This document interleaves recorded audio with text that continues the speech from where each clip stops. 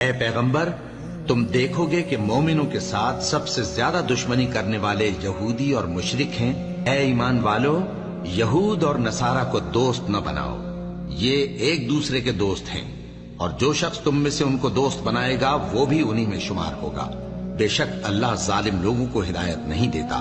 تو جن لوگوں کے دلوں میں نفاق کا مرض ہے، تم ان کو دیکھو گے کہ وہ ان میں دوڑ دوڑ کے ملے جاتے ہیں، کہتے ہیں کہ ہمیں خوف ہے کہ کہیں ہم پر زمانے کی گردش نہ آ جائے۔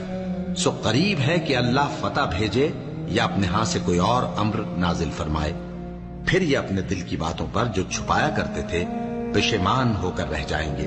اور اس وقت مسلمان تعجب سے کہیں گے کہ کیا یہ وہی ہیں جو اللہ کی سخت سخت قسمیں کھایا کرتے تھے کہ ہم تمہارے ساتھ ہیں؟ ان کے عمل اکارت گئے سو وہ خسارے میں پڑ گئے۔